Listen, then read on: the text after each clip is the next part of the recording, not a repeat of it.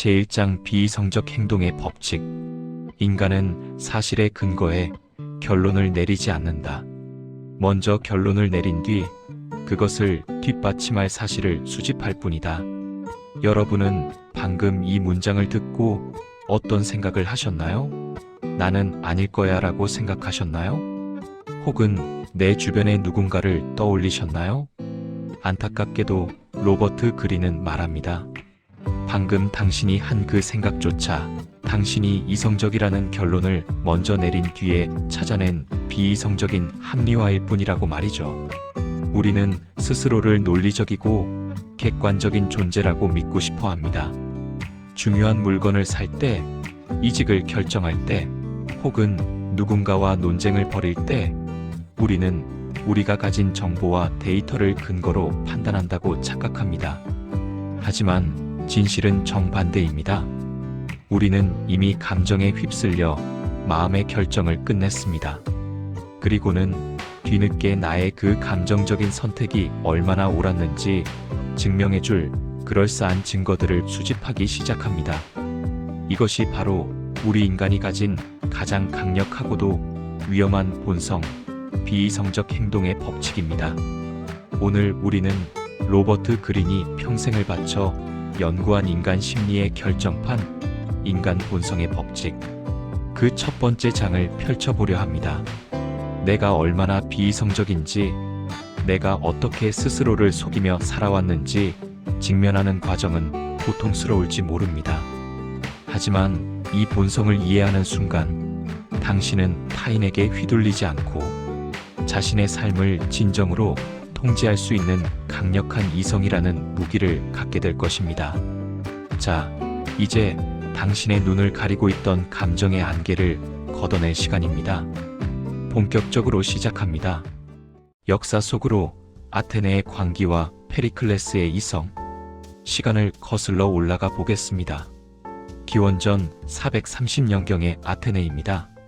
당시 아테네는 지중해에서 가장 강력하고 번영한 도시 국가였습니다. 그리고 그 중심에는 페리클레스라는 걸출한 지도자가 있었습니다. 하지만 영광의 정점에서 아테네는 끔찍한 이중고를 맞닥뜨립니다. 첫 번째는 전쟁이었습니다. 강력한 군사국가 스파르타가 아테네를 침공했습니다. 그들은 아테네 성벽 밖의 모든 농토를 불태웠고 시민들은 성 안으로 도망쳐 들어와야 했습니다. 좁은 성 안은 순식간에 공포와 분노로 가득 찼습니다. 시민들은 당장 성문을 열고 나가 스파르타와 싸우자고 아우성쳤습니다. 그것이 비이성적인 자살 행위임을 알면서도 끓어오르는 분노를 주체할 수 없었던 겁니다. 그런데 그때 더 큰 재앙이 닥쳤습니다. 바로 역병이었습니다. 좁은 성 안에 갇힌 사람들 사이로 정체불명의 전염병이 돌기 시작했습니다. 고열과 구토, 끔찍한 고통 속에 인구의 3분의 1이 죽어나갔습니다. 거리는 시신으로 넘쳐났고 신전에서도 사람들이 죽어갔습니다. 아테네는 문자 그대로 생지옥으로 변했습니다. 자, 여러분이 당시 아테네 시민이라고 상상해 보십시오. 밖에는 스파르타군이, 안에는 죽음의 병이 돌고 있습니다. 사람들은 이성적인 판단력을 완전히 상실했습니다. 그들은 이 모든 분노와 공포를 쏟아낼 대상이 필요했습니다. 그들의 광기는 곧 한 사람을 향했습니다. 바로 지도자 페리클레스였습니다. 페리클레스 때문에 전쟁이 났다. 그가 신의 저주를 불러왔다. 사람들은 그를 끌어내리고 심지어 죽이려 했습니다. 집단적인 비이성, 즉 광기가 도시를 집어삼킨 순간이었습니다. 그런데 놀라운 일이 벌어집니다. 온 도시가 미쳐 돌아가는 와중에 단 한 사람, 페리클레스만은 달랐습니다. 그는 자신을 향한 욕설과 비난, 심지어 돌팔매질 앞에서도 미동도 하지 않았습니다. 그는 분노하지도 두려워하지도 변명하지도 않았습니다. 그는 그저 조용히 감정에 휩쓸린 군중을 관찰했습니다. 그는 알았습니다. 지금 저들이 내뱉는 말은 이성적인 판단이 아니라 그저 공포와 절망이라는 감정의 배설물일 뿐이라는 것을요. 페리클레스는 감정이 가라앉기를 기다렸다가 시민들 앞에 섰습니다. 그리고는 역사에 남을 명연설을 시작합니다. 그는 감정에 호소하지 않았습니다. 대신 철저하게 냉정한 논리로 상황을 분석했습니다. 지금 나가서 싸우면 우리는 전멸한다. 우리의 해군력은 여전히 우세하다. 당장의 고통을 참고 버티면 스파르타는 제풀에 지쳐 물러갈 것이다. 그의 목소리에는 흔들림 없는 확신이 있었습니다. 그 차분한 이성의 목소리 앞에서 흥분했던 군중들은 마치 찬물을 끼얹은 듯 조용해졌습니다. 그들은 다시 이성을 되찾았고 페리클레스의 전략을 따르기로 결정했습니다. 로버트 그린은 이 장면에서 페리클레스가 보여준 능력을 고대 그리스어로 누스누스, 즉 정신 또는 이성이라고 부릅니다. 우리는 흔히 감정이 메마른 냉혈한을 이성적이라고 착각합니다. 하지만 페리클레스는 감정이 없는 로봇이 아니었습니다. 그 역시 사랑하는 가족을 역병으로 잃었고 시민들의 비난에 가슴이 찢어졌을 겁니다.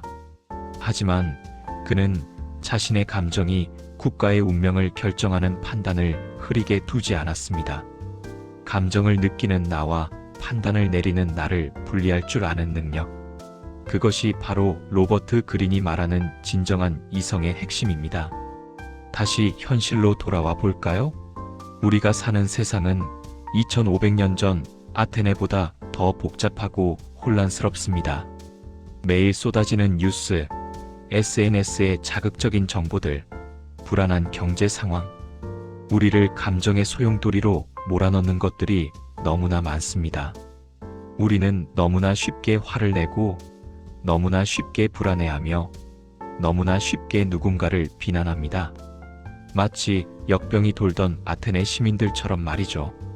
지금 우리에게 필요한 것은 페리클레스의 누스누스, 즉 감정의 폭풍우 속에서도 중심을 잃지 않는 이성의 닻입니다.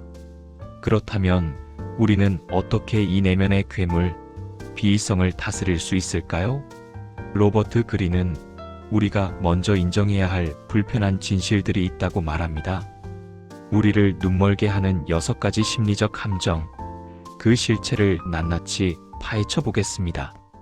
페리클레스처럼 이성적인 존재가 되기 위해 우리가 가장 먼저 해야 할 일은 무엇일까요? 바로 우리 내면에 깊이 뿌리 박힌 심리적 편향들을 직시하는 것입니다. 로버트 그린은 우리가 결코 객관적일 수 없는 6가지 이유를 제시합니다. 여러분의 삶 속에서 이 함정들이 어떻게 작동하고 있는지 하나씩 살펴보겠습니다. 1. 확증 편향, 컨퍼메이션 바이어스. 보고 싶은 것만 보는데. 첫 번째는 확증 편향입니다. 우리는 흔히 정보를 수집해서 결론을 내린다고 생각하지만 사실은 정반대입니다. 우리는 이미 결론을 내려놓고 그 결론을 뒷받침할 정보만 골라냅니다. 현대 사회에서 가장 무서운 확증 편향의 도구는 바로 알고리즘입니다. 여러분의 유튜브 피드를 보세요. 여러분의 정치적 성향, 취향, 신념과 일치하는 영상들로 가득 차 있지 않나요? 우리는 내 생각과 반대되는 정보는 가짜 뉴스라며 무시하고 내 생각과 같은 정보에는 열광합니다. 질문해 보십시오. 당신은 진실을 찾고 있습니까? 아니면 당신이 옳다는 위로를 찾고 있습니까? 2. 확신 편향, 컨빅션 바이어스. 목소리 큰 자가 이긴다는 착각. 두 번째는 확신 편향입니다. 우리는 누군가 아주 강한 확신을 가지고 말하면 그것이 진실일 확률이 높다고 믿어버립니다. 주식 리딩방의 전문가나 카리스마 있는 리더들이 자주 이용하는 수법이죠. 이건 무조건 갑니다. 제 말만 믿으세요. 하지만 로버트 그린은 경고합니다.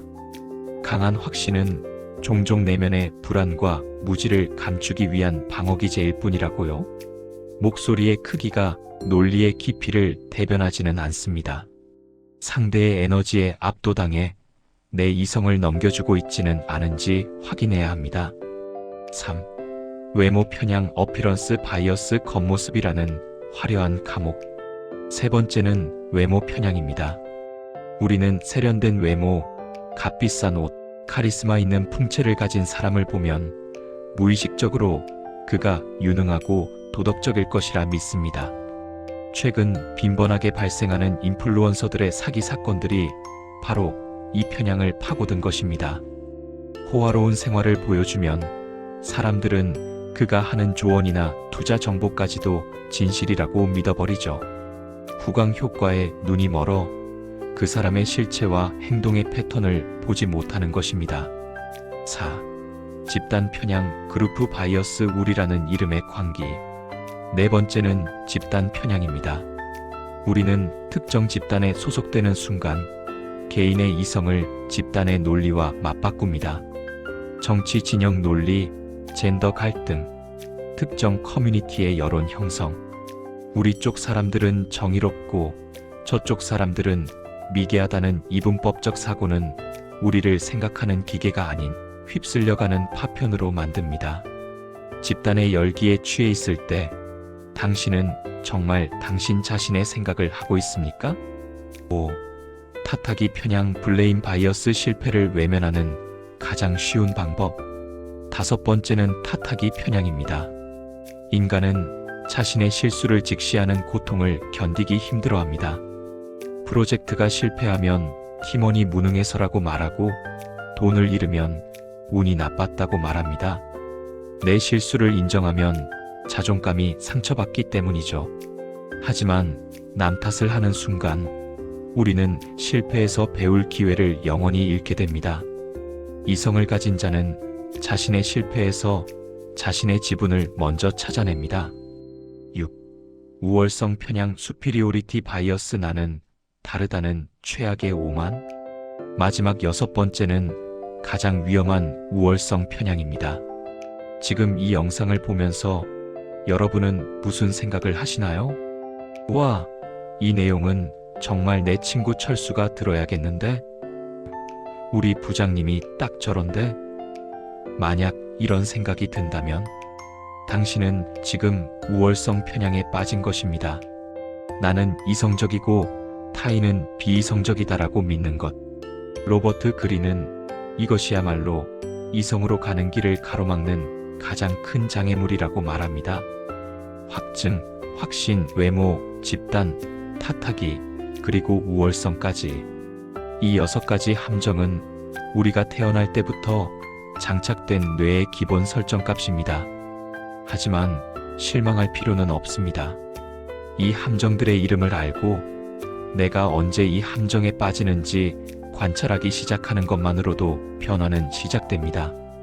그렇다면 이제 이 지독한 비이성적 본성을 이겨내고 진짜 이성적인 자아를 깨우는 구체적인 전략은 무엇일까요? 다음에서 그 해답을 공개합니다. 우리는 지금까지 우리가 얼마나 비이성적인지 그리고 어떤 함정들이 우리를 기다리고 있는지 확인했습니다. 그렇다면 이제 어떻게 해야 할까요? 본능의 노예로 평생을 살아야 할까요? 로버트 그린은 단호하게 말합니다. 이성은 본능을 이겨내고 우리가 훈련을 통해 쟁취해야 하는 기술이라고요. 비이성적인 본성을 잠재우고 진짜 나로 살기 위한 3단계 전략을 소개합니다. 1단계 내 안의 감정적 자아를 인정하고 관찰하라. 첫 번째 단계는 자기인식입니다. 화가 나거나 질투가 날 때, 혹은 무언가에 미친 듯이 열광할 때, 그 감정을 억누르려 하지 마세요. 대신 한 걸음 뒤로 물러나 그 감정을 관찰하십시오. 지금 내 안에 질투라는 괴물이 나타났구나. 내가 지금 인정받고 싶어서 화를 내고 있구나라고 감정의 이름을 붙여보세요. 감정은 관찰당하는 순간 힘을 잃기 시작합니다. 내가 감정 자체가 되는 것이 아니라 감정을 바라보는 관찰자가 되는 것. 이것이 이성으로 가는 첫 번째 열쇠입니다. 2단계에 반응하기 전 의도적인 시간의 틈을 만들어라.